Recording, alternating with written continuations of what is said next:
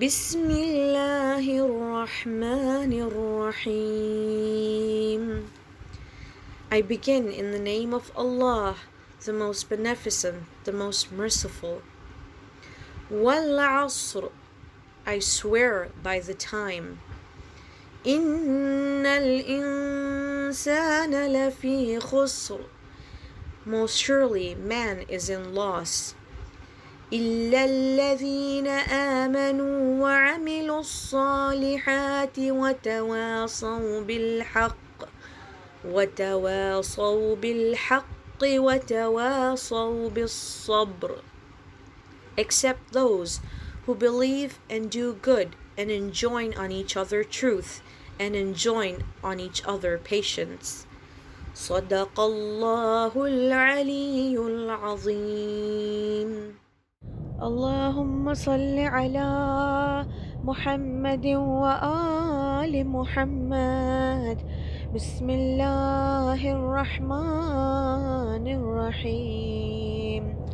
عن جابر بن عبد الله الأنصاري أنه قال عن فاطمة الزهراء عليها السلام بنت رسول الله صلى الله عليه وآله قال: سمعت فاطمة أنها قالت: دخل علي أبي رسول الله في بعض الأيام فقال: السلام عليك يا فاطمة. فقلت: عليك السلام. قال: إني أجد في بدني ضعفا. فقلت له: أعيذك بالله يا أبتاه من الضعاف. فقال: يا فاطمة، ائتيني بالكساء اليماني فغطيني به. فأتيته بالكساء اليماني فغطيته به، وصرت أنظر إليه وإذا وجهه يتلألأ كأنه البدر في ليلة تمامه وكماله. فما كانت إلا ساعة وإذا بولدي الحسن قد أقبل وقال: السلام عليك يا أمه. فقلت: وعليك السلام يا ولدي ويا قرة عيني وثمرة فؤادي. فقال لي: يا أماه، إني أشم عندك رائحة طيبة كأنها رائحة جدي رسول الله. فقلت: نعم، إن جدك تحت الكساء. فأقبل الحسن نحو الكساء وقال: السلام عليك يا جداه يا رسول الله، أتأذن لي أن أدخل معك تحت الكساء؟ فقال: وعليك السلام يا ولدي ويا صاحب حوضي، قد أذنت لك. فدخل الحسن معه تحت الكساء. فما كانت إلا ساعة وإذا بولدي الحسين قد أقبل وقال: السلام عليك يا أماه. فقلت: وعليك السلام يا ولدي ويا قرة عيني وثمرة فؤادي.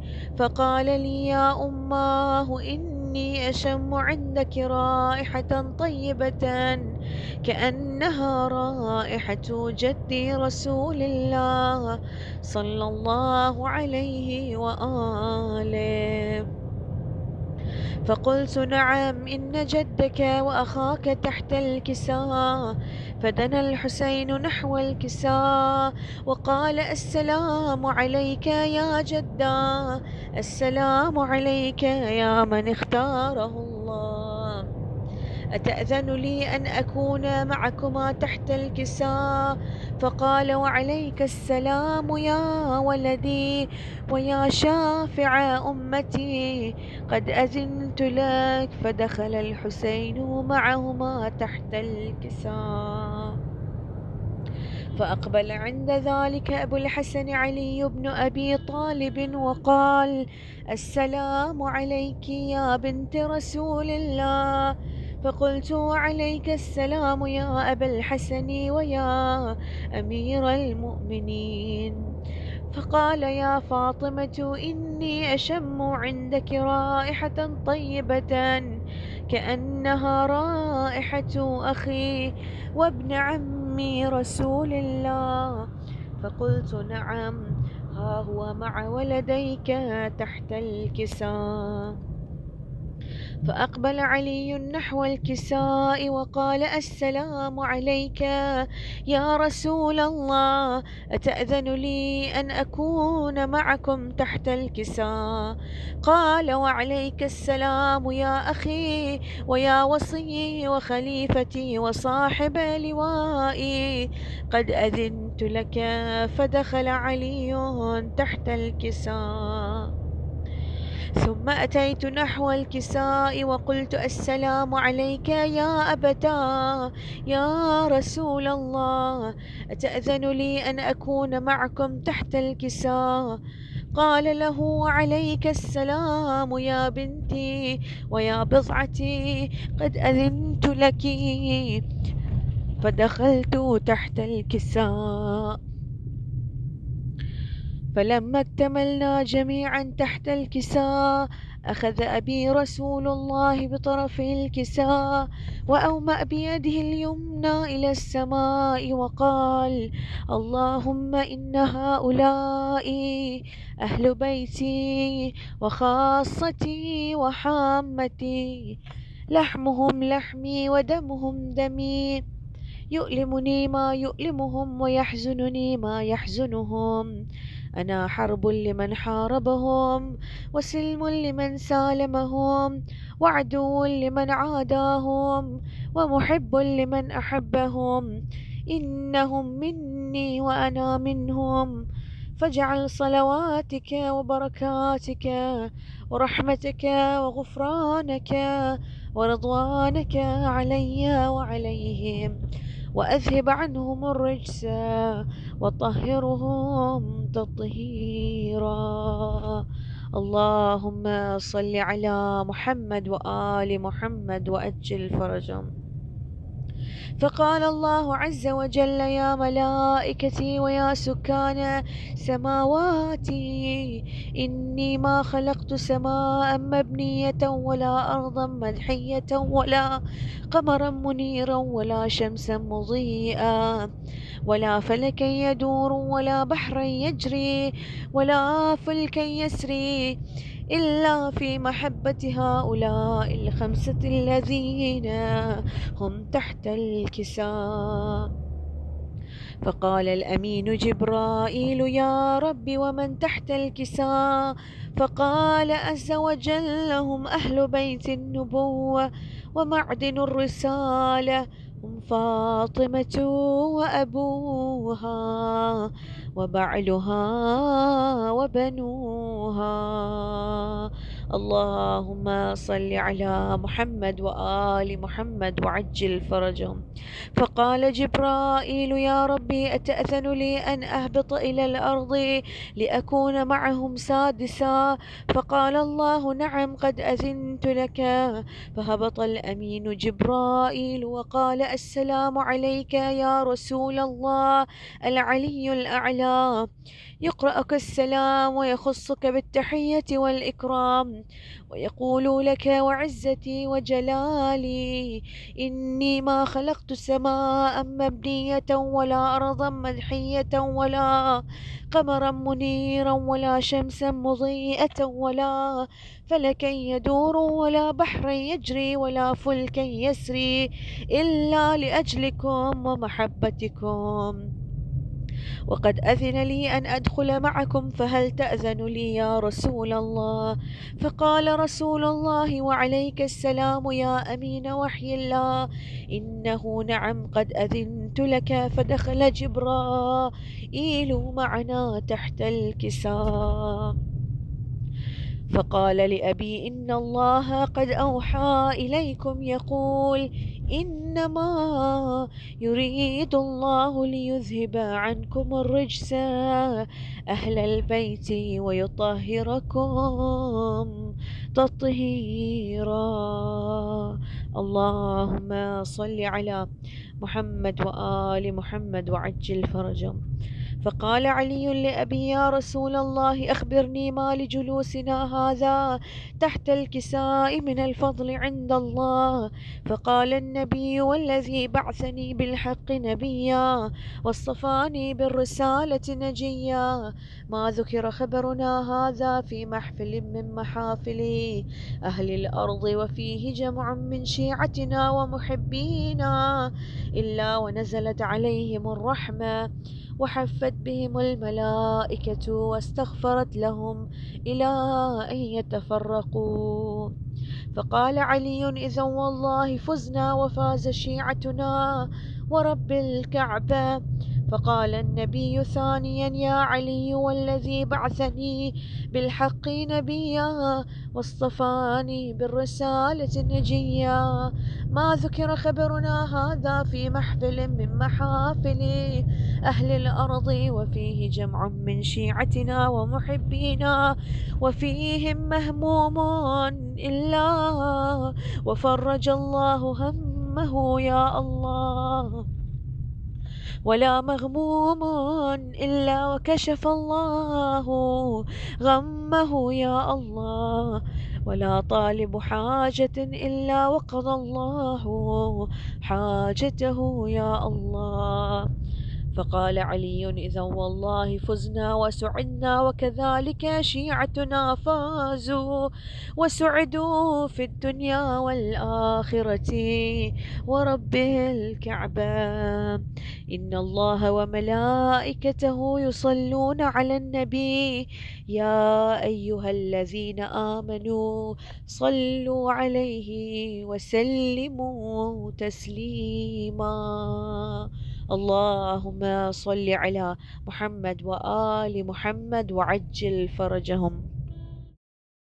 مبارک الفاتحہ سے کرتے ہیں اس یقین کے ساتھ کہ پروردگار تیرے اذن سے ہماری یہ ذکر کی محفل سجی ہے اور تیری ہی دی ہوئی توفیق سے یہ شرف قبولیت تک پہنچے گی انشاءاللہ، اور اس سے حاصل جو ثواب ہو وہ زندوں کے لیے شفا اور مرحومین کے لیے شفاعت کا باعث بنے، اور اس سے حاصل جو برہان ہو، جو ہماری اپلفٹمنٹ ہو، ہماری اپنی اصلاح ہو، اس میں اور اضافے ہوں، ہر دن گناہوں میں کمی اور نیکیوں کے لیے سبقت کا دن ہو، اور ہر دن پر تیری مہر ہو، اور ہر دن پر تیری خوشنودی کی تائید ہو۔ بسم اللہ الرحمن الرحیم، الحمد للہ رب العالمین، الرحمن الرحیم، مالک یوم الدین، ایاک نعبد و ایاک نستعین، اهدنا الصراط المستقیم صراط الذین انعمت علیہم غیر المغضوب علیہم ولا الضالین۔ بسم اللہ الرحمن الرحیم، قل هو اللہ احد اللہ الصمد لم یلد ولم یولد ولم یکن له کفوا احد۔ بسم اللہ الرحمن الرحیم، قل هو اللہ احد اللہ الصمد لم یلد ولم یولد ولم یکن له کفوا احد۔ بسم اللہ الرحمن الرحیم، قل هو اللہ احد اللہ الصمد لم یلد ولم یولد ولم یکن له کفوا احد۔ ربنا آتنا فی الدنیا حسنہ وفی الآخرۃ حسنہ وقنا عذاب النار برحمتک یا ارحم الراحمین۔ اللہم کن لولیک الحجۃ ابن الحسن صلواتک علیہ وعلی آبائہ فی هذه الساعة وفی کل ساعة ولیا وحافظا وقائدا وناصرا ودلیلا وعینا حتی تسکنہ ارضک طوعا وتمتعہ فیہا طویلا۔ اما بعد فقد قال اللہ تبارک وتعالی فی کتابہ المجید وفرقانہ الحمید، بسم اللہ الرحمن الرحیم، والعصر ان الانسان لفی خسر الا الذین آمنوا وعملوا الصالحات وتواصوا بالحق وتواصوا بالصبر۔ اللہم صل علی محمد وآل محمد وعجل فرجهم اجمعین۔ الحمدللہ رب العالمین، ہم نے پچھلی نشست میں سورہ مبارکہ والعصر کی تلاوت کی اور اس پر کچھ گفتگو کرنے کی سعادت حاصل کی. اس سے بڑھ کر اور کیا کہا جائے کہ خود رب وقت کی قسم کھا کر کہہ رہا ہے، وہ رب جو وقت سے ماورا ہے، جو وقت کا ڈائمنشن ہمارے لیے ہے. جیسے کہ آپ کے آگے عرض کیا تھا کہ انسان جو ہے، یہ جو مادی دنیا ہے، یہ جو عالم ناسوت ہے، یہ ورلڈ آف ڈائمنشنز، جیسے یہاں پر 3 ڈائمنشنل ورلڈ کیا ہے، length, height, width. 4th dimension جو ہے وہ ٹائم ہے. اچھا، اور اسے ہم نے رسول خدا کی ایک بہت پاورفل حدیث تھی جو ہماری زندگیوں میں بہت معنی رکھنا چاہیے، کہ قبل اس کے کہ بیماری آئے صحت کی قدر کرو، قبل اس کے کہ فقر و فاقہ آئے، جو اللہ کی طرف سے نعمت دی گئی ہے، جو مال و متاع ہے، اس کی قدر کرو، یعنی اس کا استعمال کرو اللہ ہی کی طرف پہنچنے کے لیے. قبل اس کے کہ وقت چلا جائے، اس وقت کو پکڑو، اس وقت کو صحیح یوٹیلائز کرو. صحیح یوٹیلائز کیا ہوا وقت کبھی بھی ضائع وقت میں نہیں آتا. ہاں، وہ بات اور ہے کہ نیکی کے لیے جتنا بھی وقت ہو وہ کم ہوتا ہے. اسی طرح رسول نے فرمایا زندگی کی قدر کرو قبل اس کے کہ موت آ جائے، جوانی کی قدر کرو قبل اس کے کہ ضعیفی آ جائے، اور آخر میں تھا زندگی کی قدر کرو قبل اس کے کہ موت آ جائے. یہاں ضمناً ایک بات کہتی چلوں، ہم عام زبان میں اکثر ہم لوگوں میں ایک مصرع بہت مشہور ہوتا ہے کہ یہ چیز تو ان ٹائملی ہے. اکثر ہم کہتے ہیں یہ وقت نہیں ہے اس کا. مجھے آپ سے ایک سوال کرنا ہے، صرف اس کا جواب نہیں دینا. ہم تعین کرتے ہیں کہ صحیح وقت کیا ہے، یا وہ جو کاتب تقدیر ہے وہ تعین کرتا ہے کہ صحیح وقت کیا ہے؟ سمپل سی بات ہے، زندگی اور موت. ہم کہہ سکتے ہیں کہ جی اگر کوئی جوان دنیا سے چلا گیا، بہت بڑا صدمہ ہے، بہت گہرا گھاؤ ہے، یہ بہت شدت کا غم ہے، لیکن ہم اس کے باوجود ہمیں یہ اختیار تو خیر کسی کو بھی نہیں تھا کہ اس پر شکوہ کرتا. وہ تو بات قابل قبول ہی نہیں. یہ تو ہم بات ہی نہیں کرنا چاہ رہے ہیں کہ انسان اس بات پر شکوہ کرتا. ہاں، یہ اپنے طور پہ جب آپس میں لوگ بیٹھتے ہیں تو کہتے ہیں جی ان ٹائملی ڈیتھ تھی. تو وہاں میں بہت ہی زیادہ عاجزی کے ساتھ ایک چیز کہنا چاہوں گی کہ بے شک ہمارے نظریے سے کوئی چیز ان ٹائملی ہو سکتی ہے، لیکن ہمارا آؤٹ لک، ہمارا نظریہ، ہمارا اوپینین، آپ سمجھتے ہیں اتنا زیادہ کریکٹ ہو سکتا ہے کہ ہم وہ جو موت و حیات اور رزق جانتے ہیں نا، رب نے کہا میں نے 2 چیزیں صرف اپنے ہاتھ میں رکھی، موت و حیات یعنی ایک ہی چیز ہوئی نا، کب ولادت ہوگی، کب اس کا انتقال ہوگا. موت یعنی زیست، زندگی، ایگزسٹنس، یہ میرے ہاتھ میں. دوسرا اس کا سسٹیننس، اس کا رزق، دانا پانی میں نے اپنے ہاتھ میں رکھا ہے. اور دونوں چیزوں میں انسان جو ہے، رب نے 2 چیزوں کے اور حق دیے. قضاء و قدر پہ میں گفتگو نہیں کر رہی ہوں اس وقت، لیکن ہاں انسان کو اتنا اختیار دیا ہے کہ دعا سے تم اپنی تقدیریں بدل سکتے ہو، نیکیوں سے تم اپنی تقدیریں بدل سکتے ہو. صحیح انداز سے یوٹیلائز اگر کرو گے نعمتوں کو اور اللہ کے دیے ہوئے وقت کو، تو ہو سکتا ہے رب وقت کو پلٹ دے. برا وقت ہے تو وہ اچھے وقت میں بدل جائے، موت لکھی ہے تو حیات میں بدل جائے، تنگ دستی لکھی ہے تو وہ غنا میں بدل جائے، بیماری لکھی ہے تو شفا یابی مل جائے. اللہ نے انسان کو اتنا پاورفل بنایا ہے کہ انسان اپنی تقدیر کی کتاب خود لکھتا ہے.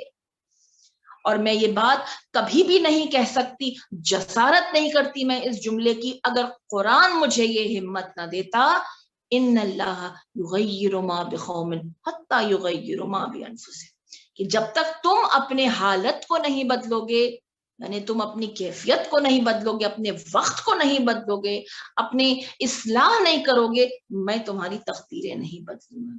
تو وقت کا تعلق انسان کے اس کے صرف استعمال سے ہے. کبھی کبھی آپ نے ایک چیز دیکھی ہوگی، اچھا وقت بہت تیزی سے گزر جاتا ہے، برا وقت کاٹے نہیں کٹتا. لیکن اس کا مطلب یہ نہیں ہے کہ وقت کی کیلیبریشن مختلف ہو گئی. وہی 60 منٹس جو دلچسپی کے کام میں ہوں وہ بہت تیزی سے گزر جاتے ہیں, اور وہی 60 منٹ جو انسان بوجھل ہو جائے اگر کسی چیز کو لے کر تو وہ گزارے نہیں گزرتے. یہاں آ کر ہماری گفتگو پچھلی بار 2 الفاظ کی طرف رکی تھی, وہاں سے اسے ابتدا کرتی ہوں. ایک ہے ٹائم ڈائلیشن اور ایک ہے ٹائم کانٹریکشن. دیکھیے, ٹائم ڈائلیشن یعنی وقت گزارے نہیں گزر رہا ہے, اور ٹائم کانٹریکشن یعنی وقت سکڑ گیا.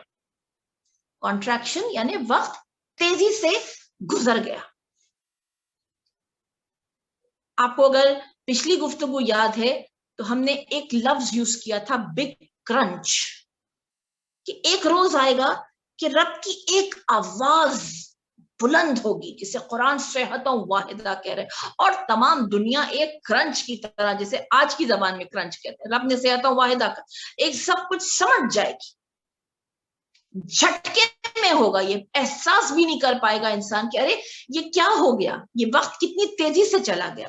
تو ٹائم کی جانب جب ہم گفتگو کر رہے ہیں, رفتار وقت کی ہر ایک کے لیے مختلف ہوتی ہے. جو انسان تیار ہے اس صحت واحدہ کے لیے, وہ انسان ہوگا فتمن الموت ان کنتم صادقین, جیسے قرآن نے کہا ہے کہ کچھ لوگ ہوں گے جو لک فارورڈ کر رہے ہوں گے اس مومنٹ کو کہ کب ایسا دن آئے گا, کیونکہ میرے لیے موت, جو صادقین کو تم صادقین کہا. دیکھیں یہ آیت کے خوبصورت سے حصے کو کوئی کیسے فراموش کر سکتا ہے کہ جو صادقین ہوں گے انہی کے پاس وہ نیت, وہ جذبہ اور وہ لا ہوگی کہ یہ وقت آئے, کب آئے.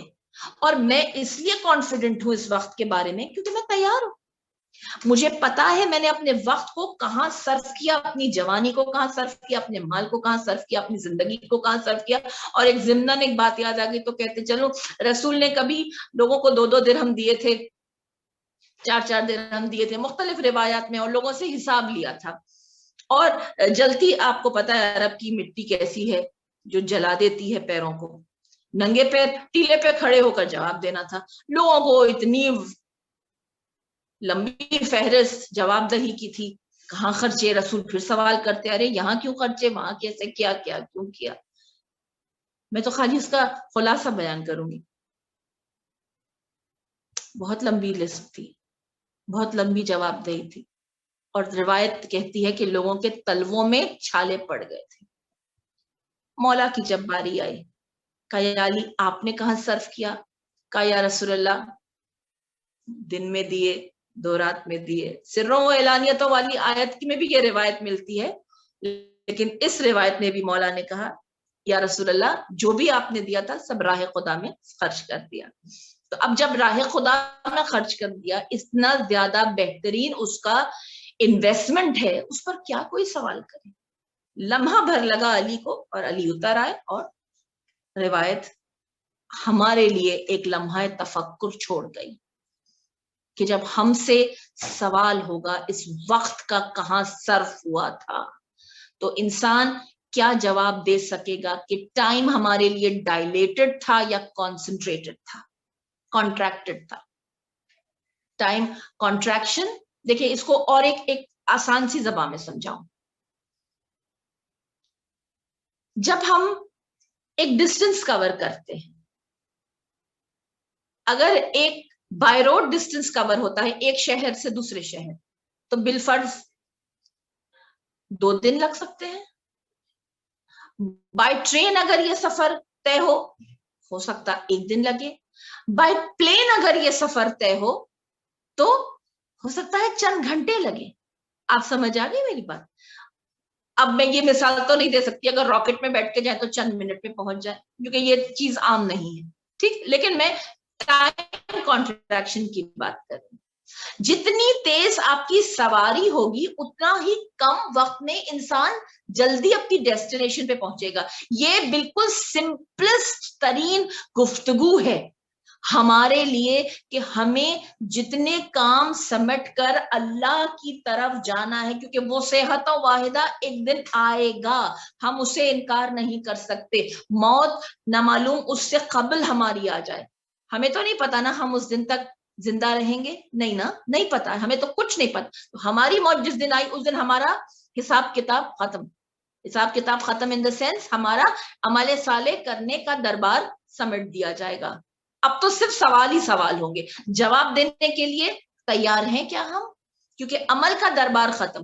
مجھے یہ کہنا ہے آپ کے آگے کہ جتنی ہماری وقت کی یوٹیلٹی صحیح ہوگی، انسان بہت کم وقت میں بہت زیادہ کام کر سکتا ہے، بہت زیادہ نیکیاں کر سکتا ہے. یقین جانیے، یقین جانیے، اگر معراج کی مثال دے دوں تو بہترین ٹائم کانٹریکشن کی اس سے بڑی کوئی مثال قرآن میں نہیں ملے. کتنا وقت لگا تھا، روایتوں میں ہے نا کہ زوجہ رسول نے کہا کہ وہ کنڈی ہل رہی تھی، جب سرکار جا کر واپس آئے تک کنڈی ہل رہی تھی، اور رسول خدا کیا کچھ نظارے دیکھ کر آئے. کہا انسان کو اللہ نے ایسی ایسی کیفیتیں دے رکھی ہیں کہ انسان کم وقت میں اتنی گرا قدر نیکیاں کما لے جس کا کوئی وزن، حساب، ثواب گنا ہی نہیں جا سکتا ہے. کیا مثال ہے، کیا مثال ہے کوئی ایسی نیکی کی جس کے لیے مولا کائنات نے اس سے زیادہ بہترین حدیث میں اس وقت کوٹ نہیں کر سکتی. مولا فرماتے ہیں اللہ کے لیے کوئی کام کرنا ہے نا، ابھی کر، ابھی کر، اسی لمحے کر، کیونکہ کل تو نے وقت دیکھا ہے تیرے پاس کوئی گارنٹی کہ کل آنے والے؟ اللہ کے لیے کام کرنا ہے ابھی کر، کہ پھر وقت نہیں آئے گا. نفس کے لیے کرنا ہے چھوڑ دے، کل پہ ڈال دے. بہت وقت، ٹائم ڈائلیشن، ٹائم ڈائلیشن یعنی وقت کو کھینچ دے، کھینچ دے. بہت وقت پڑا ہے، نفس کی خوشی کے لیے کرنا ہے نا، کل پہ ڈال دے. آپ جانتے ہیں اس کے پیچھے سمپل لاجک کیا تھی؟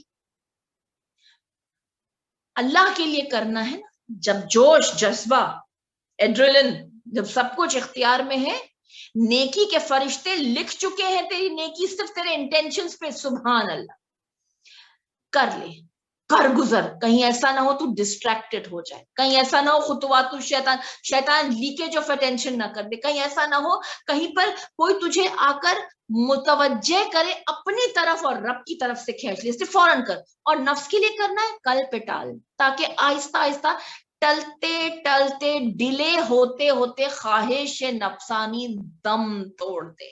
بس اس سے زیادہ کیا عرض کروں آپ کے آگے. آپ سب مجھ سے بہتر جانتے ہیں کہ ہاں کبھی کبھی انسان جب اس مومنٹ پر اپنا قابو کر لیتا ہے، وہ وقت کو فتح کر لیتا ہے، جو برا مومنٹ ہوتا ہے انسان کا، اس پر اگر اللہ کو حاوی کر لے، اس وقت اگر وہ صادق ہے، اگر وہ سچا ہے اور ان سچوں کے نقشے پا چلتا ہے، ان ہستیوں سے سہارا لیتا ہے، اس قرآن کی تاثیر اور اس کا حصار اور اس کے جوار میں رہتا ہے، وہ مومنٹ اگر آپ فتح کر لینا، آہستہ آہستہ گناہ کی خواہش دم توڑ دیتی ہے. یہ مولا کا اعجاز ہے، یہ قرآن کا اعجاز ہے، یقین جانیے قرآن کا اعجاز ہے. پھر ہم آگے بڑھے، والعصر، بسم اللہ الرحمن الرحیم، والعصر ان الانسان لفی خسر. کیا خوبصورت تاکید کی گئی ہے اللہ کی طرف سے، لفی خسر. لفی کہتے ہیں کسی چیز کو ویرلی، کسی چیز کو اتنا زور دینا، اتنا زور دینا. جو اسکالرز بتاتے ہیں کہ عربی میں جب لفی آ جائے تو اس چیز پر اتنا ایمفسائز کیا، اور جس کی مثال دی گئی تفسیر قرآن میں، جیسے ہم دیکھتے ہیں کہ کہا کہ ایک خسارہ وہ ہے، دیکھیے ہمیشہ خسارہ نفع کے اپوزٹ ہوتا ہے. خسارہ یعنی نقصان، خسارہ یعنی کسی چیز کی تباہی، نیگیٹو ہے. اس کا اپوزٹ کیا ہوا؟ فائدہ، پازیٹو پہلو. ٹھیک ہے. ایک نقصان وہ ہوتا ہے کہ میری کوئی چیز کھو گئی، کوئی چیز چوری ہو گئی, کوئی میرا خسارہ ہوا, بزنس میں لاس ہوا, چھوٹا نقصان. لیکن ایک چیز ہو گئی دیوالیہ نکل جانا, بینکرپٹ ہو جانا, تباہ و برباد ہونا. لفی اس سینس میں آتا ہے, تباہ و برباد ٹوٹلی. اور اس سے زیادہ کامن سینس کی اور کیا بات ہوگی کہ جب پیر نہیں ہے پلٹ کے جانے, جب دنیا نہیں ہے عمل کرنے کے لیے, اب جب لوگ نہیں ہیں جن کے ساتھ سلوک کیا جائے یا جن سے معافی مانگی جائے یا جن پر کمپنسیٹ کیا جائے, اب جب کچھ رہا ہی نہیں, جب میدان ہی نہیں رہا, تو آپ کہاں جا کے پھر اپنی جنگ فتح کریں گے. ٹھیک ہے, اسی لیے کہا گیا کہ لفی خسر, اس سے زیادہ اور کوئی خسارے کی بات نہیں ہوگی. جب اگر یہ دنیا ریپ اپ ہو گئی تو پھر بہت بری طرح سے پھنس گیا انسان, لفی خسر.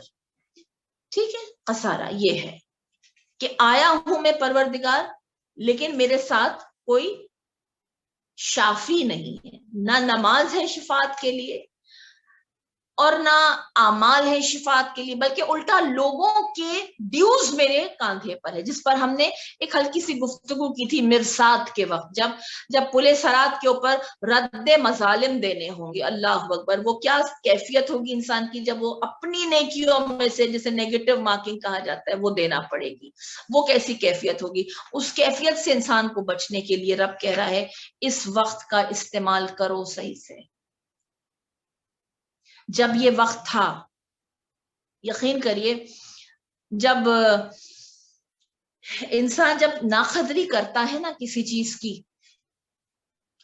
جب ناقدری کرتا ہے تو وقت یکساں نہیں رہتا.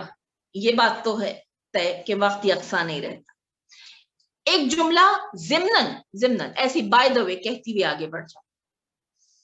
جب کبھی برے وقت کے بعد اچھا وقت آئے نا, برے وقت کو کبھی بھولا مت کیجیے. ایسے میں یہ بات بائی دا وے کر رہی ہوں. ہر انسان کی زندگی میں رائز اینڈ فال آتا ہے, ہر انسان کی زندگی میں بیماری اور صحت آتی ہے نا. جب ڈاکٹر صحت یاب کر کے ہاسپٹل سے بھیجتا ہے تو وہ کہتا ہے اب آپ بالکل فٹ ہیں, اب آپ بالکل صحت مند ہیں. تھوڑے دن کے بعد آپ پھر چلے آئے, ارے کیا ہو گیا آپ کو؟ کہا جی مرض پھر ریلیپس کر گیا. کیسے ریلیپس کر گیا؟ ضرور آپ نے بد پرہیزی کی ہوگی, ضرور آپ نے بد پرہیزی کی ہوگی, کیونکہ جب میں نے آپ کو یہاں سے بھیجا تھا آپ بالکل فٹ تھے.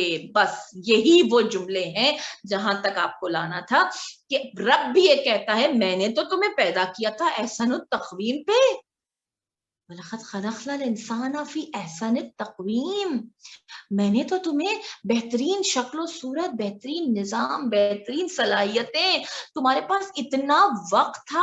اور وقت کی بھی داستان کیا, 9 برس عورت کے لیے, مرد کے لیے 14 برس. یہ وقت تو تم نے کھیل کود, تفاخر اور تکاثر اور جو کرتے لہو لہاب ان میں گزار دیا. لیکن جب تمہارے لیے بلاغت آئی, بلوغت یعنی سن بلوغ, جب تم میچور ہوئے, وہ ٹائم تو تمہارا ویسٹ کرنے کے لیے نہیں تھا, نادانی کے لیے نہیں تھا, سیکھنے کے لیے نہیں تھا, سمجھنے کے لیے تھا. جو پچھلا ٹائم تھا وہ تھا سیکھنے کے لیے.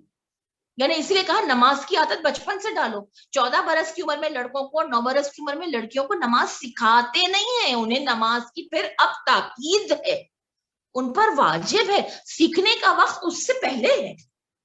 ٹھیک ہے, میں کچھ زیادہ غلط تو نہیں کہہ رہی ہوں نا, کیونکہ سیپ کی مثال یہی ہے. سیپ تھوڑا سا پانی لے کے اپنے منہ کو بند کر لیتی ہے, وقت مقررہ پر پھر سیپ اپنا جب منہ کھولتی ہے تو اس میں موتی نکلتا ہے. تو یہ موتی جو ہے یہ وہ ٹائم ہے کہ جب بچہ بالغ ہو گیا. جب بچہ بالغ نہیں ہوا ہے وہ ٹائم ہے جب سیپ کا منہ بند ہے, اور اسے سکھانا ہے بٹ بائی بٹ, اس کے ذہن میں, اس کے قلب میں دین کی معرفت ڈالنا ہے, دین کی تربیت ڈالنا ہے, تاکہ جب وہ اپنے بلوغ کو پہنچے تو اس جب وہ اپنا سیپ جیسے منہ کھولتا ہے موتی نکلتا ہے, اسی طرح یہ بچہ بھی اسی طرح ہو. تو کہنا یہ ہے کہ اب جب ریلیپس یوں ہوا, میں دوبارہ اس آیت کی طرف متوجہ کرنا چاہوں گی آپ کو کہ رب تو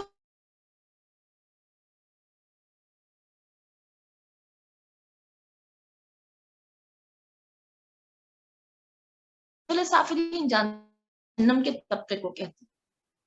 یہاں بھی یہی کہہ رہا ہے قرآن, والعصر, असर तो तुम्हारे लिए निचोड़ था, कॉन्ट्रैक्ट कर दिया था मैंने, कॉन्सेंट्रेट कर दिया था। असीर यानी निचोड़, बेस्ट ऑफ द बेस्ट तुम्हें दिया गया। बेहतरीन रब तेरा, बेहतरीन कुरान तेरा, बेहतरीन रसूल तेरा, बेहतरीन इमाम तेरे, बेहतरीन इंतजाम तेरे लिए किया, बेहतरीन सलाहियतें तुझे दी, क्या चीज नहीं दी तुझे। वल अस्र, कसम खाता हूं मैं, हर वक्त में, कभी कोई वक्त ऐसा नहीं छोड़ा मैंने जहां पर तुम्हारे लिए हिदायत ना हो।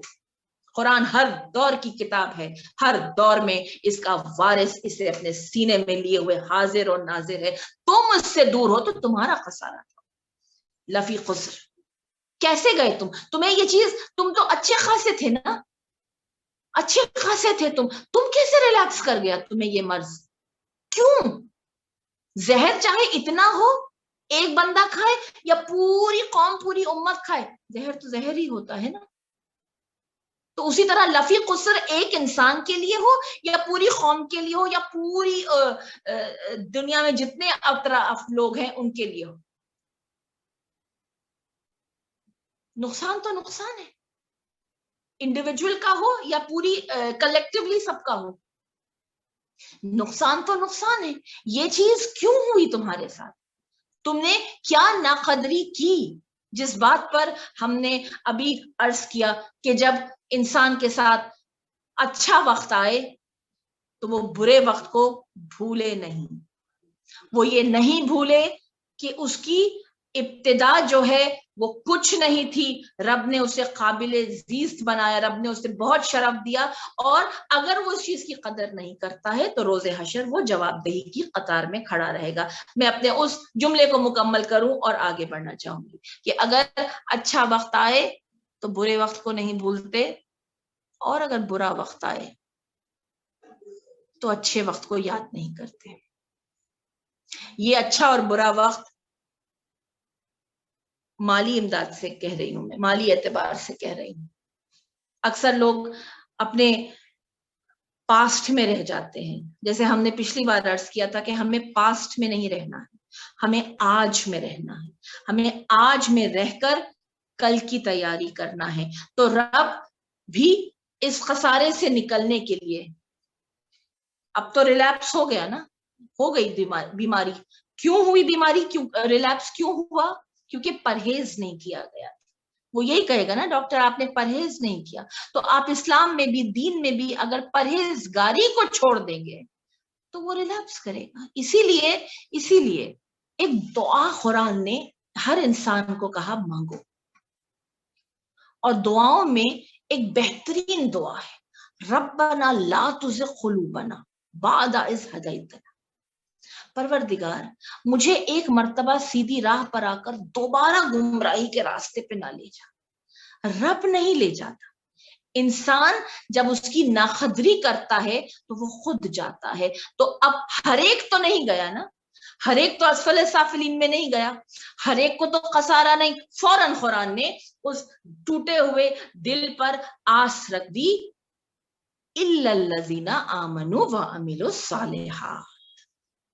हर एक नहीं, हर एक नहीं, सिवाय उन लोगों के, खसारा हर एक के लिए नहीं। वो लोग बचे रहेंगे जो ईमान पर हैं और अमल साले करते हैं। दो जुमले हम देखते हैं, जिस दुनिया में हम हैं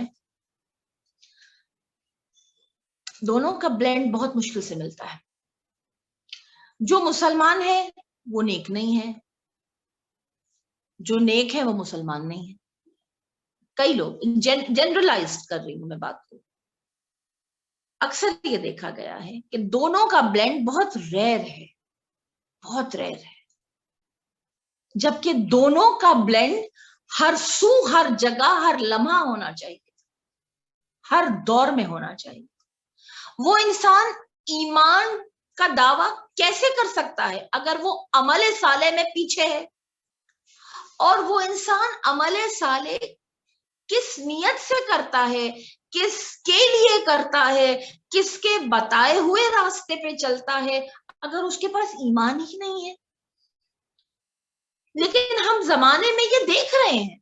आप फिलैंथ्रोपिस्ट को उठा के देखिए, कई लोग इतनी चैरिटी करते हैं, इतनी नेकी करते हैं, इतना ख्याल रखते हैं खुदा की मखलूक का, इतना दर्द रखते हैं, इतना रिस्क फराहम करते हैं, इतना सेहत में, बीमारी में उनकी शिफा का सबब बनते हैं, मगर वो गैर मुस्लिम है। तो इस वक्त तो हमें ये गुफ्तगू नहीं करना है कि कुरान या रब उनके बारे में क्या फैसला देता है। हमें ये कहना है खाली कि अल्लाह ने जो कामयाबी की राह बताई है उसमें ईमान के साथ अमल साले का होना शर्त है। ये अल्लाह ने शर्त रखी है कि ईमान का होना बहुत जरूरी है, और ईमान जो है वो बिलीफ जो है वो तौहीद, नबूवत, तौहीद, अदालत, रिसालत, इमामत, ये सब कुछ अगर ना हो तो फिर अमल साले जो नमाज, रोजा, हज, ज़कात, खुम्स, जहाद, ये उसूल दीन के साथ जब फुरूए दीन होते हैं तो ये एक अल्लाह की जानिब से भेजा हुआ बेहतरीन निजाम है। ठीक है, इस पर मुख्तलिफ औकात पर गुफ्तगू होती रहेगी, लेकिन आज के लिए सिर्फ एक जुमला और अर्ज करना है। कभी कभी अल्लाह के रसूल कुछ शक्लें, कुछ वजाहतें अल्फाज में बयान करते थे, और कभी कभी अल्लाह के रसूल कुछ वजाहतों के लिए शख्सियतें दे दिया करते थे। और तारीख इस्लाम में एक ऐसा मार्का है जो कोई भुला नहीं सकता, जब खंदक की जंग हुई थी और अमर इब्ने अब्दवद ने खैमे रसूल के पास आकर बावाज़े बुलंद कहा था कि कोई है जो मेरे मुकाबले पर आए, और रसूल ने तमाम तर सूरमाओं की तरफ देखकर पूछा था, है कोई जो जाए और इस कल्ब को यहां से वासिल जहन्नम करे? कौन है जो इसे जवाब दे? कौन है जो इसे जवाब दे? जब कोई नहीं उठा, मौला कायनात जनाब अमीर अली इब्न अबी तालिब अलैहिस्सलातु वस्सलाम उठकर खड़े हुए और कहा, या रसूल अल्लाह, मैं जाऊंगा। और जब अली गए हैं तो उस वक्त रसूल का ये जुमला तारीख की हर सादिक किताब में आप पाएंगे, आज कुल्ले ईमान कुल्ले कुफ्र के आगे जा रहा है। अल्लाह अकबर। रसूल का ये जुमला, खुदा की कसम, ये तारीख में वो जुमला है कि रसूल ने ईमान की एक शक्ल बता दी कि ईमान मेजर नहीं कर सकते ना। आपको अगर पिछली गुफ्तगू की अगर एक जुमला हो कि कुछ चीजें हैयत जो रखती हैं, शक्ल जो रखती है, उसको मेजर किया जा सकता है। आप वक्त को मेजर कैसे करते हैं, उसी तरह ईमान को आप कैसे मेजर कर सकते हैं? ईमान को आप कैसे मेजर करेंगे? वक्त को भी कैलिब्रेशन है, यानी घड़ी है, घंटा है, सेकंड्स है, मिनट्स है, दिन है, वक्त को तो बांटा है ना। ईमान को कैसे बांट सकते हैं? ईमान को कैसे तोल सकते हैं, नाप कैसे सकते हैं ईमान को? इसलिए रसूल ने ईमान की शक्ल बता दी कि अली की शक्ल में कुल्ले ईमान है, और जो मुखालिफ अली है, क्योंकि अली जा रहे हैं अमर इब्ने अब्दवद के मुकाबले में नहीं, कुल्ले ईमान जा रहा है कुल्ले कुफ्र के मुकाबले में। तो जो कोई भी अल्लाह पर यकीन नहीं रखता, जो उसके रसूल की रिसालत का कायल नहीं है, जो रिसालत के बाद विलायत का कायल नहीं है, जो रोज़े हशर को झुटलाता है, जो कुरान को झुटलाता है, जो अहले बैत का मुनकिर है, वो कुफ्र है। काफिर का लफ्ज पे बहस करते हैं हम कि काफिर कौन? काफिर ट्रूथ कंसीलर्स होते हैं। काफिर के लिए ये नहीं कहा कि फला फला फला फला, काफिर के नाम नहीं दिए, काफिर की शक्ल बता दी। ट्रूथ कंसीलर्स, जो अल्लाह को नहीं मानते, जो रसूल को नहीं मानते, ये सब हक है, सच है। यही तो एक एब्सोल्यूट रियलिटी है, एब्सोल्यूट ट्रूथ है, वो तौहीद है, अल्लाह की जात है। अब उसको अलग अलग नाम देते हैं, क्या देते हैं? जो अल्लाह ने अपना नाम दिया है, जो अल्लाह ने खुद को पहचानवाया है, अल्लाह को उसी जरिए से पहचाना जाता है। स्पिरिचुअलिटी बगैर रिलीजियोसिटी के नहीं आती।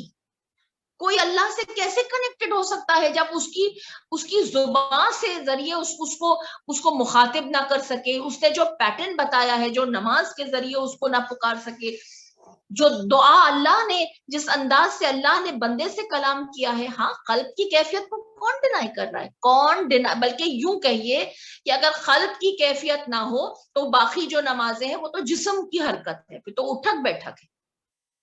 روزے میں اگر تقوی نہ ہو تو وہ تو فاقہ ہو گیا.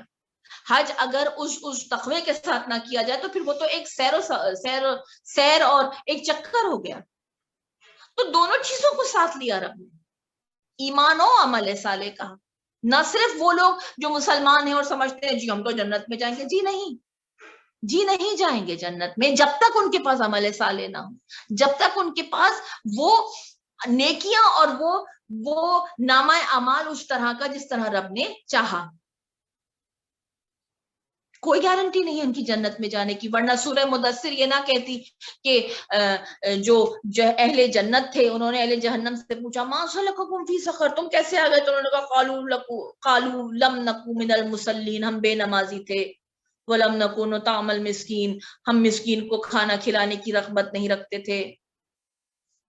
حتی اتاک الیقین, اور وَكُنَّا نَخُوضُ مَعَ الْخَائِضِينَ, ہم دوسروں کی دیکھا دیکھی گناہ کرتے تھے.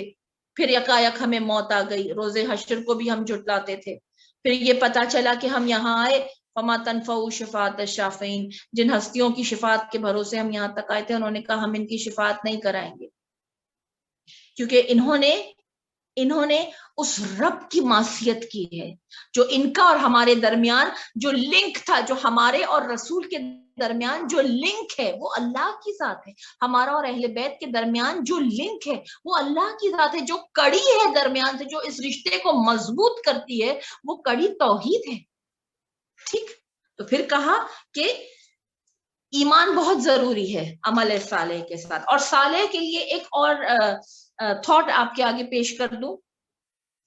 صالح کہتے ہیں ہولسم, مکمل. ادھورا پن صالح نہیں کہلا سکتا.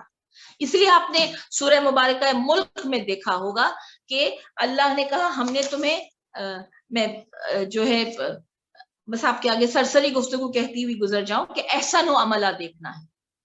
تبارک الذی بیدہ الملک جو سورہ ہے, آپ نے رب نے کہا مجھے یہ دیکھنا ہے صرف کہ تمہارے لیے تم میں سے احسن عمل کون بھیجتا ہے. کثرت عمل سے زیادہ احسن و عملہ اللہ نے پسند کیا ہے.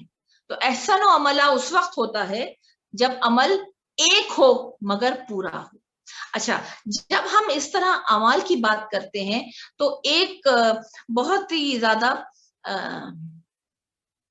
لطیف نقطہ جسے کہتے ہیں نا, اور وہ لطیف نقطہ یہ ہے کہ واجبات کی جب بات ہو تو واجبات میں کوئی کمپرومائز نہیں کیا جاتا. جیسے ہمیں ہمارے ائمہ کی احادیث ملا کرتی ہے کہ اگر تمہارا رغبت عبادت میں جب تک ہے اس وقت تک کرو, وہی عبادت تمہیں بہت بلندی پر لے جائے گی. بے شک 2 رکعت نماز ہو اگر بہت حضور قلب سے, تو یہ جو 2 رکعت نماز کی گفتگو ہو رہی ہے یہ واجب نماز نہیں ہے. واجب نماز تو تمہیں پڑھنا ہے چاہے تمہیں اچھی لگے, رغبت ہو نہ ہو. واجب نماز میں اگر خشوع و خضوع اور رغبت ہوتی تو یہ نور اللہ نور, یہ قبولیت کی دلیل ہے. لیکن اگر دل نہیں ہے پڑھنے تو کیا کریں, ایسے ہی بیٹھ کے اللہ کو یاد کر لیں, چھوڑو اللہ کو تو یاد کرو نہیں. یہ جملے جو ہیں یہ بالکل بھی شریعت کے خلاف جملے. یہ جب امام کہتے ہیں رغبت ہو تو عبادت کرو, وہ سنت نماز کی بات ہو رہی ہے, وہ سنت عبادات کی بات ہو رہی ہے. تو یہاں ہم بھی اس بات کو یوں کہہ رہے ہیں کہ احسن و عملہ اللہ کو یہ دیکھنا ہے.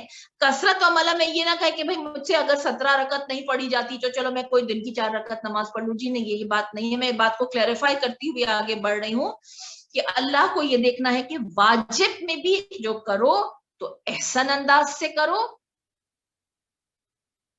بہترین انداز سے کرو, خشوع و خضوع سے کرو.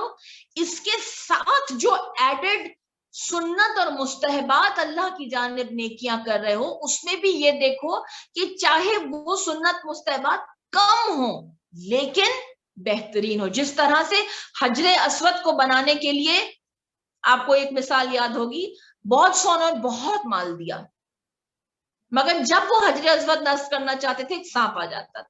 याद है आपको काबे की तामीर नौ के लिए, तो रसूल ने कहा कि ये जो माल है ये हलाल नहीं है सारा, तो राते रात जिसका जो गलत मीन से कमाया हुआ माल है, जो तैयब और ताहिर नहीं है, वो आके चुपचाप ले जाए। क्या खूबसूरती है रिसालत माप की हर अमल में, यानी तरबियत का अंदाज देखिए आप। दिन दहाड़े नहीं कहा तुम ना ना ना, कभी नहीं कभी नहीं, बल्कि कहा रात की तारीकी में जिसे पता है, अपना कॉन्शियस तो क्लियर है ना, खुद तो पता है ना, खुद को तो पता है, तो जाओ खामोशी से, सत्तारुल उयूबी करने वाला रब है या फिर रसूल है और उनकी आल है, या फिर वो लोग हैं जो इनकी जिंदगियों से खुद सबक लेकर इनकी जिंदगी जैसा ढलना चाहते। तो रसूल ने कहा जाओ राते रात उठा लो माल, कम माल होगा लेकिन खालिस होगा, तैयब होगा, प्योर होगा, हलाल होगा, बेहतरीन होगा, खुशू और खुजू के साथ होगा, तामीर काबा हो जाएगी, तामीर काबा हो जाएगी। तो तामीर काबा हुई, जब गारा खुदता था तो सांप आ जाता था, फिर जब तामीर की गई तो फिर बहुत हुस्न के साथ तामीर हुई और रसूल के हाथों हजर अस्वद नस्ब किया गया। खैर, तो कहना यह था कि अल्लाह ने फरमाया है कि होलसम, सालेह कहते हैं होलसम, मुकम्मल, मुकम्मल। इतनी सारी सड़कें जब अधूरी खुदी हुई होती हैं तो कोई भी सड़क चलने के काबिल नहीं होती है ना, सारे रास्ते पे डिटोर डिटोर डिटोर, तो फिर हम कहाँ जाएंगे? इसलिए एक सड़क खोदिए, उसे काम मुकम्मल करके कारपेटिंग किए, फिर वो सड़क पे गाड़ियां रवा दवा हो, फिर दूसरी सड़क खोदी। बस एक छोटी सी मिसाल थी हमारी जिंदगियों की। इतना हम अपने आप को मल्टीटास्किंग में इन्वॉल्व कर चुके हैं कि हम लोग हर चीज करना चाहते हैं, बहुत से कम वक्त में बहुत कुछ करते हैं। बहुत अच्छी बात है उस वक्त का सही इस्तेमाल करना, और जैसे पिछली बार हमने अर्ज किया था कि अल्लाह ने औरत को ये बहुत बड़ी कुव्वत दी है कि वो एक वक्त में emotional, social, financial, physical load उठाती है। अल्लाह ने औरत को एक बहुत अच्छा निजाम चला, बहुत अच्छा मैनेजमेंट का आर्ट दिया है, अपने वक्त का सही इस्तेमाल करना। और सबसे बड़ी बात ये, जिस मोहब्बत के साथ, जिस खुलूस के साथ वो अपने चाहने वालों के लिए करती है, वो ये एहसास भी नहीं होने देती कि उस पर ये वक्त किस तरह कट रहा है। सारा हुस्न यही है कि वो अपने बोझ का एहसास किसी दूसरे को नहीं होने देती। लेकिन बस एक बात आपके आगे अर्ज करते गुजरना था कि जो भी बेड़ा उठाएं उसे मुकम्मल कीजिए, क्योंकि सालेह का मतलब ही है होलसम, मुकम्मल करना, अधूरा नहीं। सालेह मुकम्मल से आता है। ठीक है, अब फिर एक और गुफ्तगू कुरान ने की, वतवासो बिल हक वतवासो बिस सब्र। 4-fold प्लान था ये, 4-fold प्लान, जिसे अगर यूं कहूं कि इंसान किसी को अगर ये बताए कि मेरा कुरान क्या कहता है, क्या कहना चाहता है, तो वो बस ये 4-fold प्लान दिखा दे, वल असर पढ़ा दे किसी को कि ये है कुरान में, ये इसकी डिटेलिंग है। तो लिहाजा अब वतवासो, इस पर दो जुमले। वतवासो जिस रूट वर्ड से निकला है ना, तवासो, उसी से लफ्ज़ वसीयत निकला है। वसीयत, वसीयत आप जानते हैं, वसीयत यानी इनहेरिटेंस। वसीयत यानी जो मेरे पास है मैं वो किसी को देकर जाऊं, तो जो मेरे पास होगा वही तो मैं किसी को दूंगी ना, जो मेरे पास नहीं है। क्योंकि वसीयत की शर्त यह है कि आप अपनी चीज पर खुद वसीयत कर सकते हैं, दूसरे की चीजों पर आपको हक वसीयत नहीं, हक तसर्रुफ नहीं। जिंदगी में वो कुछ भी इंसान करता है, जबरन करता है, क्या करता है, बहरहाल बहुत कुछ होता है, गस्ब कर लेता है, लेकिन वसीयत जो इंसान जायज अंदाज से करता है वो उसी चीज पर कर सकता है जो उसकी खुद की हो। अब यहां रब कह रहा है کہ کیا چیز دے کے جا رہے ہو. ایک بار ہم نے ایک جملہ عرض کیا تھا آپ کے آگے, کچھ چیزیں ٹینجبل ہوتی ہیں اور کچھ انٹینجبل ہوتی ہیں. تو ماں باپ کی دی ہوئی ملکیت جب وصیت میں آتی ہے نا, ٹینجبل ہے نا, یہ ہے نا, چھو سکتے ہیں آپ, ٹھوس ہے یہ ٹینجبل ہے. یا ماں باپ کی دی ہوئی تربیت ٹینجبل ہے. تربیت زیادہ ٹھوس لگتی ہے مجھے تو, کہ تربیت کوئی چھین نہیں سکتا, ملکیت تو کوئی بھی چھین سکتا ہے. اچھا چھینے بھی نہیں, ختم ہو جا سکتی ہے ملکیت, ختم ہو جا سکتی ہے پراپرٹی, یہ وہ ایک دن ختم ہو سکتی ہے. کیا نہیں ہو سکتی ختم؟ مال کبھی ختم نہیں ہو سکتا ہے نا, لیکن تربیت کبھی ختم نہیں ہو سکتی. تربیت کبھی ختم نہیں ہو سکتی. تربیت چلتی ہے, نامہ اعمال روز حشر تک تربیت نظر آتی ہے. نیکیاں چونکہ چلتی ہے نا, تو تربیت جب ہوتی ہے تو نیکی ہوتی ہے. جب نیکی کی تلقین ہی نہیں کی ہم نے اپنی اولاد کی, تو ہم اپنی اولاد سے پھر کیسے ایکسپیکٹ کرتے ہیں کہ ہماری اولاد نیک بنے, صالح بنے, ایماندار بنے؟ تو اس کے لیے گراؤنڈز تو ہم ہی نے پیدا کرنے ہیں نا. تو ہمارے پاس پہلے ہو, کیونکہ جیسے میں نے آپ کے آگے عرض کیا تھا, رسول خدا کبھی الفاظ دیتے تھے اور کبھی شخصیت دیتے تھے. تو ایمان کا کل ایمان آپ کو جب بتایا رسول نے, تو کیا مطلب تھا کہ یہ تو ایگزامپلری ہے. مولا کو کہا گیا یا علی تم اور میں امت کے پدر ہیں, اور یا علی ہمیشہ جب تک ولایت پر انسان کا عقیدہ رہے, جب تک وابستگی دامن ہماری ولایت سے رہے, تو ولی ہمارے لیے کیا ہے؟ آئینہ ہے جس میں ہم اپنے آپ کو دیکھتے ہیں. وہ عکس ہے جس میں ہم اپنے آپ کو دیکھتے ہیں. ہم اپنے آپ کو دیکھتے ہیں تو ہمیں اپنا آپ ان کے قریب نظر آنا چاہیے نا, ان جیسا نظر آنا چاہیے. ان جیسا تو میں اتنا بڑے الفاظ تو میں کہہ نہیں سکتی, لیکن ہاں مولا ہی کے الفاظ آپ کے آگے فرما سکتی ہوں. کہا تم علی جیسے نہیں بن سکتے مگر ولیکن آئینونی بورائن و عفتین و اجتہادن و سدادن. مولا نے کہا تم علی جیسے نہیں بن سکتے, پر کوشش تو کر سکتے ہو نا.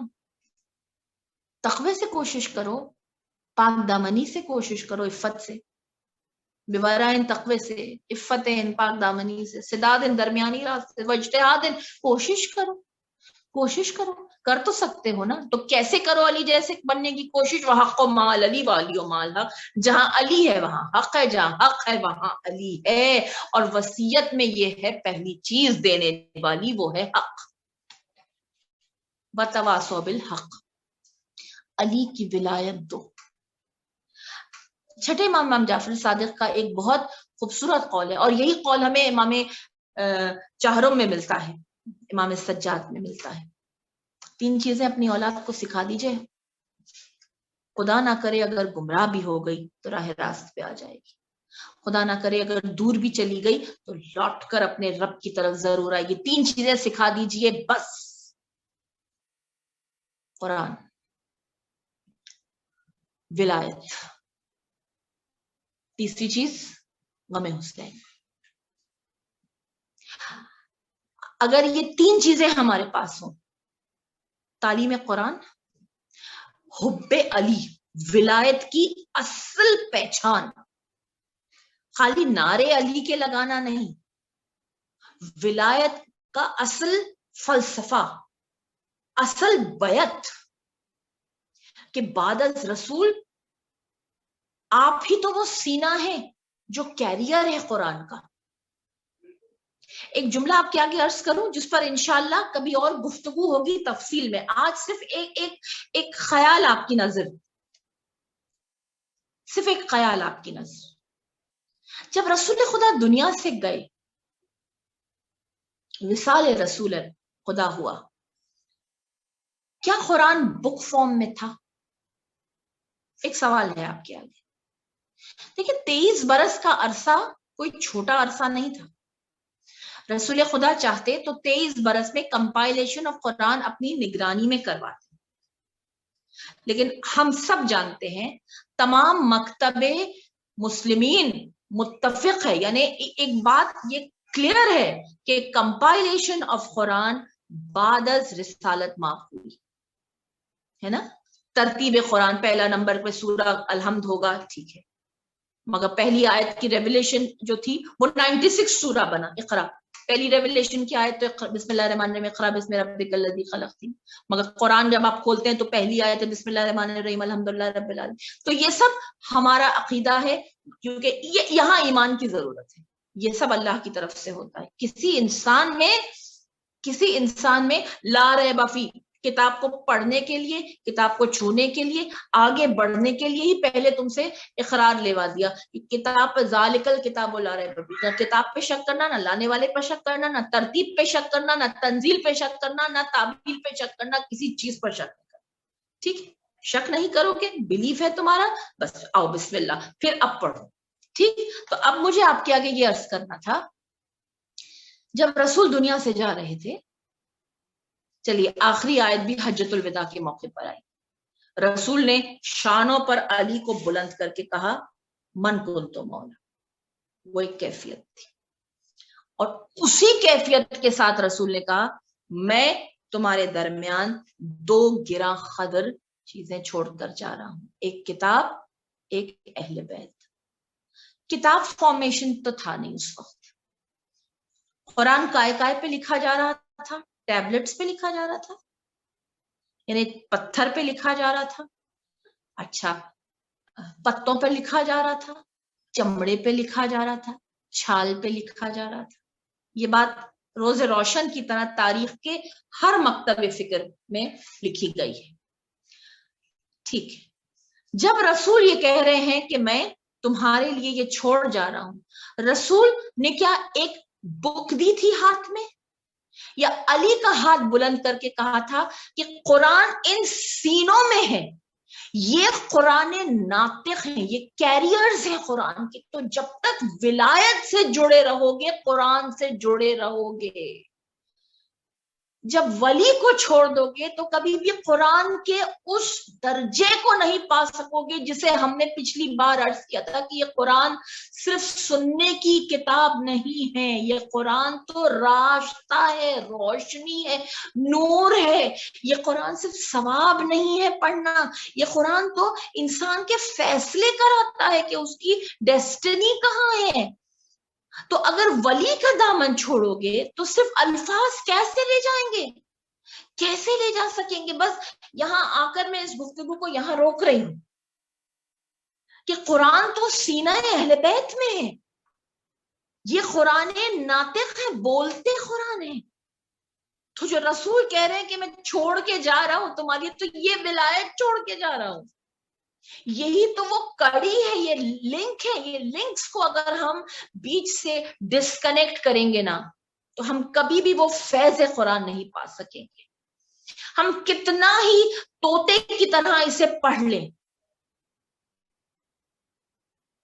سمجھ کے پڑھنے کے لیے آیا نا قرآن, تفکر کے لیے آیا نا. اسی لیے دیکھیے ٹائم ڈائلیشن استعمال کیا رب نے قرآن کی تلاوت میں, کہا ٹھہر ٹھہر کے پڑھو. تیزی سے کتنے قرآن ختم ہو گئے رمضان میں, ایک ہوا نہیں, آدھا ہوا, مگر جو بھی کیا ترجمے کے ساتھ پڑھا, پھر اس کے اوپر پونڈرنگ بھی کی, خود کو بھی سوچا کہ میں کیا کر رہا ہوں اس قرآن کا. چند آیات پڑھیں دن میں, 10 آیات پڑھیں, مگر بہترین لب و لہجے سے پڑھیں, خشوع و خضوع سے باوضو ہو کر, متوجہ ہو کر اللہ سے فریاد کر کے پڑھیں کہ پروردگار یہ قرآن میرے لیے شافی ہے, یہ قرآن میرے لیے گواہی دے گا, اور یہی حق ہے. یہ آئینہ جب ہم اپنی اولاد کو اپنا دکھائیں گے تو پھر یہ تو ایک چلتی پھرتی وصیت ہو گئی نا, منہ بولتی وصیت ہو گئی. خالی لکھ دینا وصیت نہیں ہوتی, سکھانا بھی وصیت ہوتی ہے, سکھانا وصیت ہوتی ہے, تربیت دینا وصیت. بتواصوا بالحق بتواصوا بالصبر. حق کے لیے چند باتیں کر دوں, جبکہ یہ اتنا وسیع موضوع ہے, اتنا وسیع موضوع ہے کہ اس کے اوپر تو سال ہر سال گزر جائے. جب اللہ کے رسول اتنا بھاری جملہ چھوڑ گئے ہمارے درمیان, پروردگار تیری عبادت کا حق ادا نہیں ہوا جو حق تھا, اس کے بعد تو کوئی الٹیمیٹ ہے نا رسول. رسول کیا ہے؟ رسول الٹیمیٹ مجسم اللہ کی خوشنودی کا، اللہ کی عبادت کا، بندگی کا الٹیمیٹ مجسم. اس کے آگے کچھ نہیں. وہ رسول جب کہتے پروردگار میں نے حق نہیں ادا کیا، تو کوئی پھر حق پر کیا گفتگو کرے. بس چند باتیں آپ کے آگے عرض کر دوں. حق کو باطل کے ساتھ مت ملا. قرآن کی آیت ہے وَلَا تُلْبِسُوا الْحَقَّ بِالْبَاطِلِ. حق کو باطل کے ساتھ مت ملاؤ. یہ ایک بہت ڈیپ روٹڈ ٹاپک ہے، کیونکہ ہم جس کنٹمپرری ورلڈ میں رہ رہے ہیں نا، پہلے تو میں مولا کی ایک حدیث کا سہارا لوں تاکہ میری بات اوتھینٹیکیٹ ہو جائے. مولا نے کہا آخری دور ایسا آئے گا جب لوگ گناہ کو حلال کر کے کریں گے. یہ حدیث آپ نے بے شمار اوقات پر سنی ہے. گناہ کریں گے مگر گناہ کو جسٹیفائی کر کے. جسٹیفیکیشن تو ہمیں سمجھ میں آتی ہے نا بات. گناہ کو حلال کر کے کریں گے. اس کی ایک چھوٹی سی مثال ہے. پہلے نعوذ باللہ شراب نوشی ایک بہت بہت برا اور انتہائی پروہیبٹڈ، کئی ملکوں میں اس کی اجازت نہیں تھی. مسلم کنٹریز میں یہ نام بھی نہیں لیا جاتا تھا، آنا بین تھا. اب بہت عام ہو گئی ہے. اب بہت عام ہو گئی ہے. لوگ اس کو سوشل ڈرنکنگ کا نام دیتے ہیں. لوگ کہتے ہیں کہ جی ہمیں کاروباری وجوہات کی وجہ سے. یہ جسٹیفیکیشن ہے. اور میں ایک جملہ کہہ کے ضرور آگے بڑھوں گی. جسٹیفائی تو یزید نے امام معصوم امام مظلوم حسین کے قتل کو بھی کیا تھا. اس نے کہا، اس نے بھی، میں اب ڈیٹیل میں نہیں جانا چاہوں گی، لیکن یہ بات آپ بھی جانتے ہیں کہ جسٹیفائی کرنا بہت آسان ہو جاتا ہے. لوگ گناہ سے بچ کے نکل جاتے ہیں، ہر چیز میں دلیل دینا. اسی لیے قرآن کہہ رہے حق کو باطل کے ساتھ مس مت کرو. Don't merge it. ایسا مرج کر دیا ہے ہم نے کہ اب ہماری نئی نسل کے آگے وہ جو کہتے ہیں نا ڈسکریمنیشن لائن، وہ ختم ہو گئی ہے. ہر چیز میں گرے پارٹ، ہر چیز میں گرے پارٹ. واجب و حرام میں بھی گرے پارٹ ہوتا ہے کیا؟ واجب اور حرام میں بھی کیا گرے پارٹ ہوتا ہے؟ ایک سوال ہے آپ کے آگے کہ اتنا زیادہ اگر دو چیزوں کو مس کر دیا جائے. دیکھیے حق کی مثال اگر نور کی ہے، جو کہ بالکل صحیح. اگر حق کے لیے اگر ایک رنگ اگر آپ کو کہا جائے کہ حق کا رنگ کیا ہوگا، تو اگر میں کہوں نور، برائٹ، وائٹ، لائٹ، حق، اس کو سمبولک اگر کیا جائے. اور باطل کو تشبیہ اگر دی جائے ظلمت سے، اندھیرے سے، ڈارکنس سے، کالے رنگ سے، تو کالے رنگ کی مثال کیا ہوتی ہے؟ جب کالا رنگ خوبصورت رنگوں میں ملا دیا جائے تو جتنا نکھار ہے رنگوں کا، کالا رنگ ہر ایک کو کینسل کر دیتا ہے. کالا رنگ سفیدی کو کینسل کر دیتا ہے، بہترین خوبصورت رنگوں کو کینسل کر دیتا ہے. یہ کالے رنگ کا پاور ہے. تو یہی مثال باطل کی ہے. یہی مثال باطل کی ہے. جب باطل حق میں شامل ہونے لگتا ہے نا، تو وہ جو نور ہے حق کا، وہ جو حسن ہے حق کا، وہ جو تاثیر ہے حق کی، وہ آہستہ آہستہ ڈمنش ہو جاتی ہے. کیونکہ دل نجس میں سمائے کبھی نہ حب علی، کہ یہ بہت ہی نفاست پسند ہوتی ہے.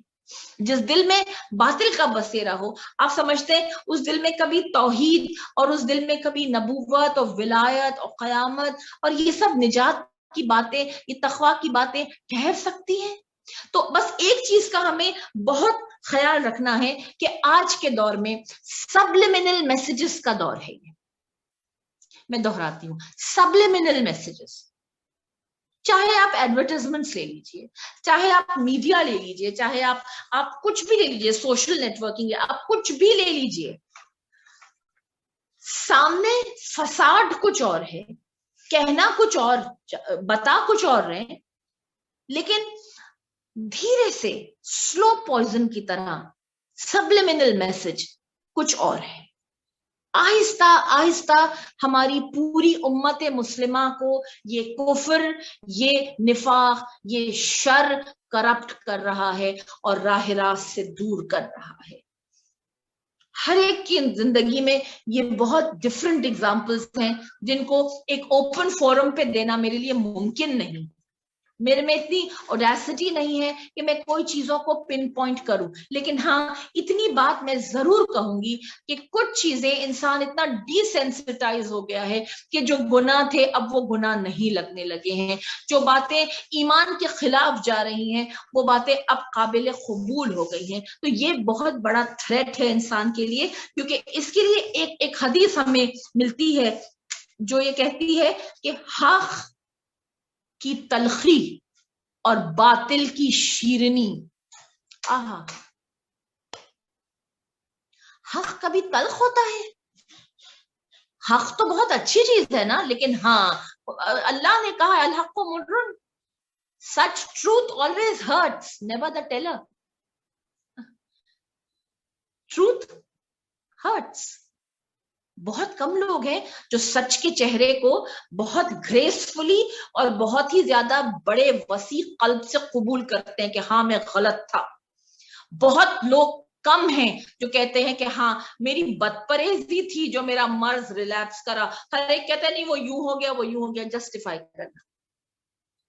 लेकिन कई कम, बहुत कम लोग हैं जो कहेंगे हाँ मेरा अपना कसूर है। भाई इससे बड़ी मिसाल खुदा ने दुनिया शुरू ही की इसी एक नुक्ते से, इसी एक नुक्ते से दुनिया शुरू की। जब शैतान को कहा तू निकल, तूने सजदा नहीं किया, उसने कहा मेरा क्या कसूर है, मैं तो आग से बना हूं, तूने बनाया मुझे आग से। जस्टिफाई किया ना उसने अपनी कसूर को, अपनी गलती को, अपने गुनाह को। और आदम ने क्या कहा, नहीं मालिक मेरा कसूर है, मेरा कसूर, तूने मुझे मना किया था, तूने मुझे मना किया था कि वहां नहीं जाना, शजरे ममनुआ पे नहीं जाना, मालिक मेरा कसूर है। क्या मेरा कसूर माफ हो सकता है मालिक? मालिक क्या मेरा कसूर माफ हो सकता है? क्या मेरी तौबा कबूल हो सकती है? और इमाम फरमाते हैं वक्त वो किस तरह से, वक्त को किस तरह से तेज किया जा सकता है। तेज तरीन सवारी, आपके आगे एक मिसाल पेश की थी ना, इंसान अगर रॉकेट पे बैठ के जाए तो वो चंद सेकंड्स में, चंद मिनट्स में वो सफर तय हो जाए। तो इंसान अगर बुर्राख पे बैठ के जाए तो मेराज किस तरह से टाइम कॉन्ट्रैक्शन किस तरह से हुआ। तो टाइम को आज भी हम दोबारा से कॉन्ट्रैक्ट कर सकते हैं अपने लिए, अगर हम एक सहारा ले, एक सवारी का सहारा ले, और वो सवारी है तौबा। तौबा से तेज तरीन सवारी नहीं, दुआ से तेज तरीन कोई सवारी नहीं। जो सबसे ज्यादा, जब इमाम से पूछा था इमाम दुनिया अर्ज और अर्श के दरमियान का, फर्श और अर्श के दरमियान का डिस्टेंस कितना है, तो इमाम ने कहा था मजलूम की आह।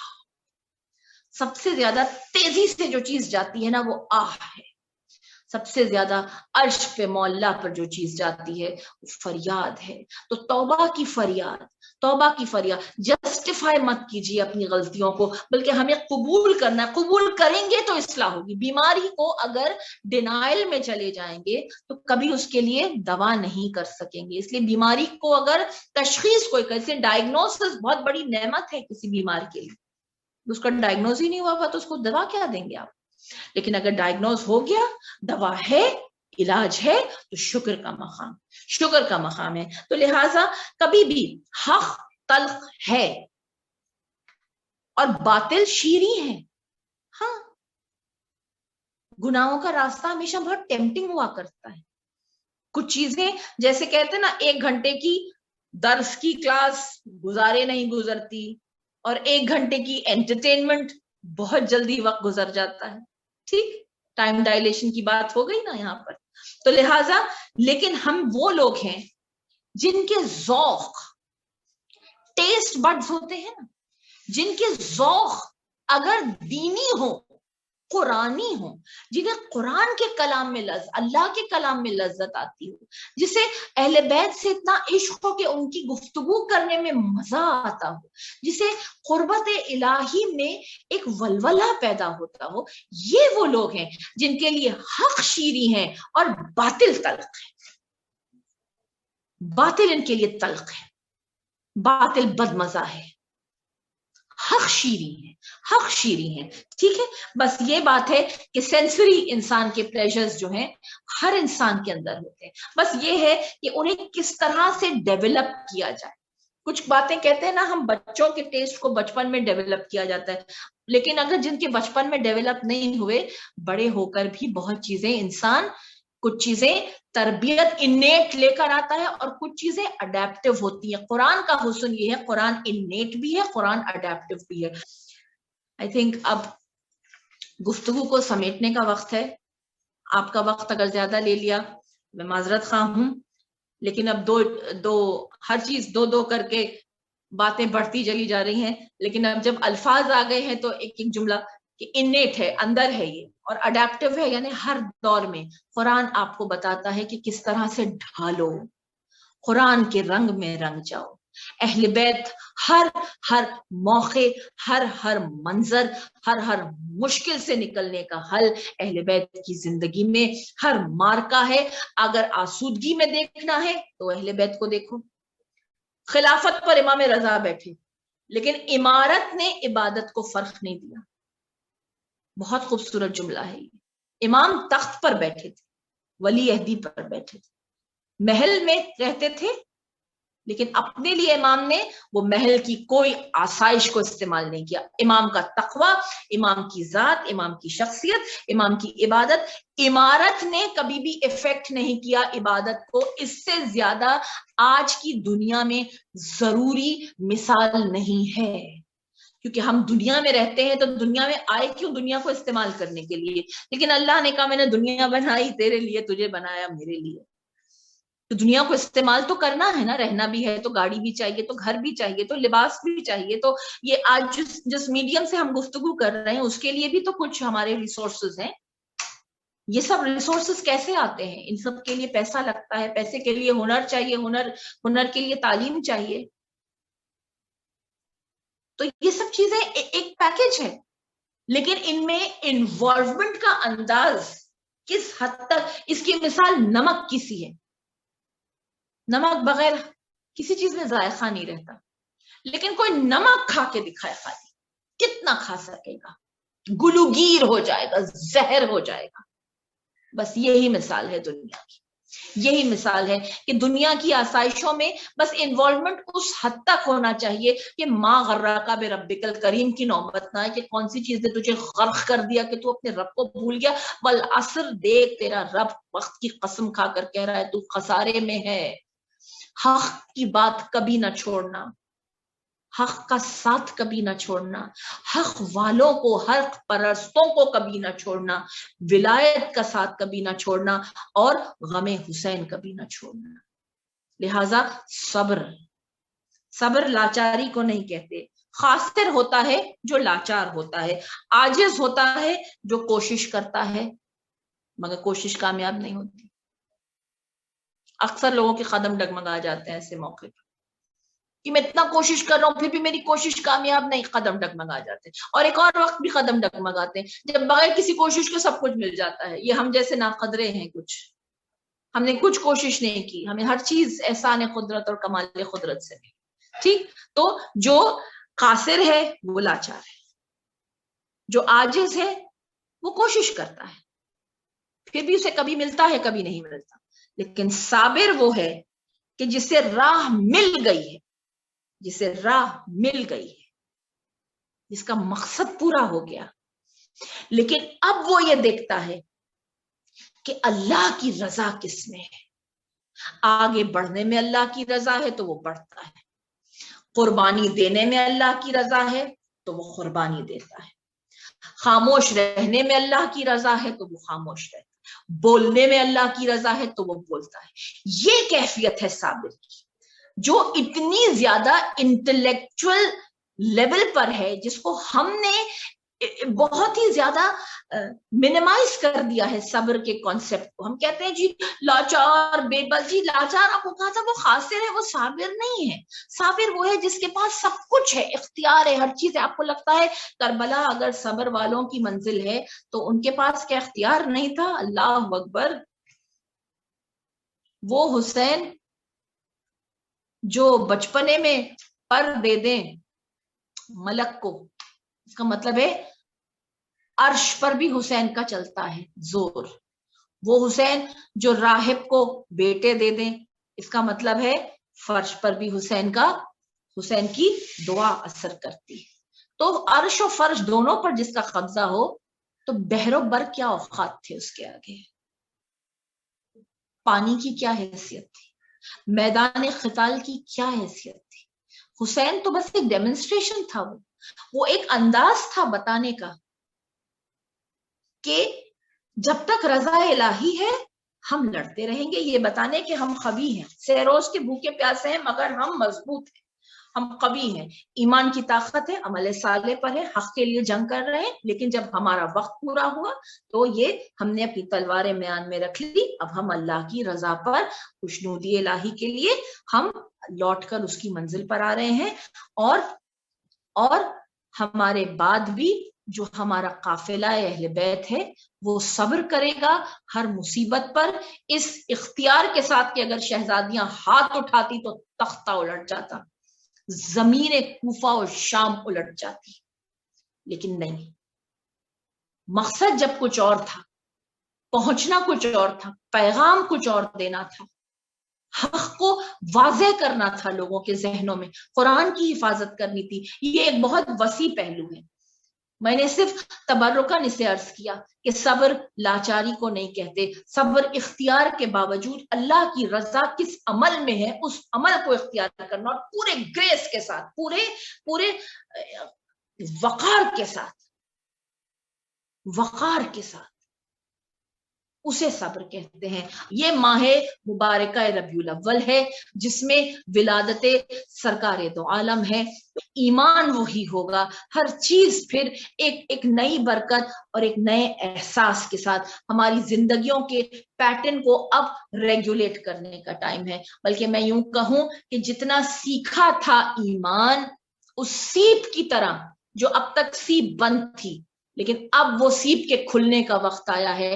اب مونگے اور موتی نظر آنے چاہیے کردار میں.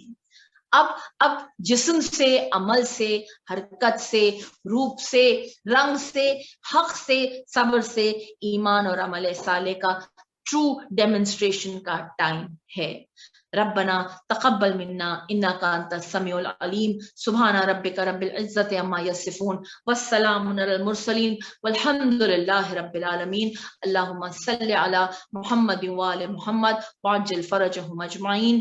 سورہ فاتحہ برائے سال ثواب, آدم تا خاتم تا ظہور مہدی, کربلا والے, اسیران کربلا, شہدائے کربلا, ہمارے مرحومین اور بالخصوص تمام مسلمین جن کا کوئی پڑھنے والا نہیں.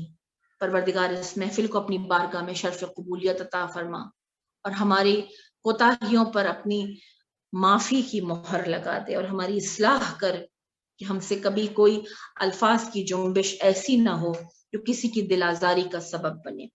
بسم اللہ الرحمن الرحیم. الحمدللہ رب العالمین الرحمن الرحیم مالک یوم الدین ایاک نعبد و ایاک نستعین اهدنا الصراط المستقیم صراط الذین انعمت علیہم غیر المغضوب علیہم ولا الضالین. اللهم صل علی محمد وعلی محمد. ربنا آتنا فی الدنیا حسنہ وفی الآخرۃ حسنہ وقنا عذاب النار برحمتک یا ارحم الراحمین.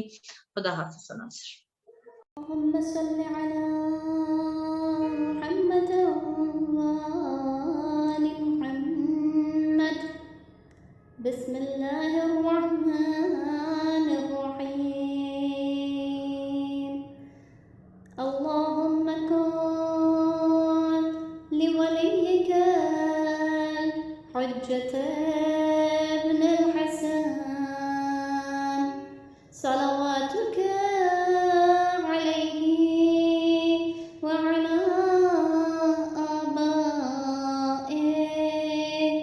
في هذه الصلاة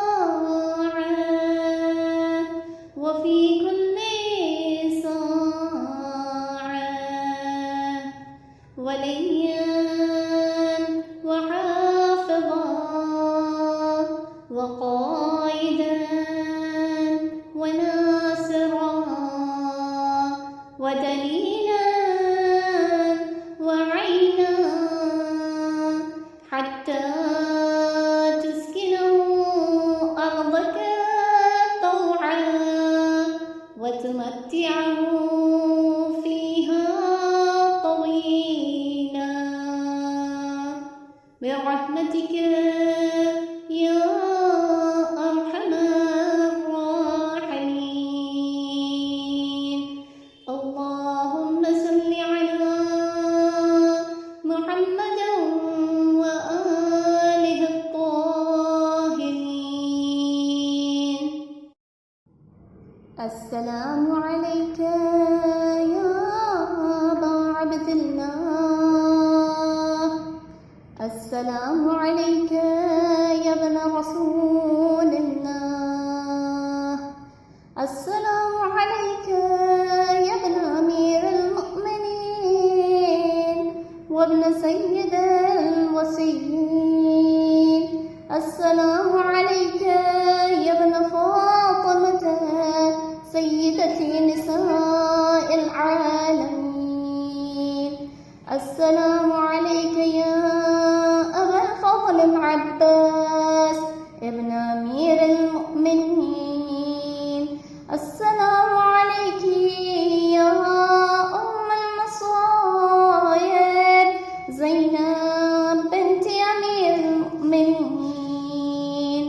السلام على الحسين وعلى علي بن الحسين وعلى أولاد الحسين وعلى أصحاب الحسين.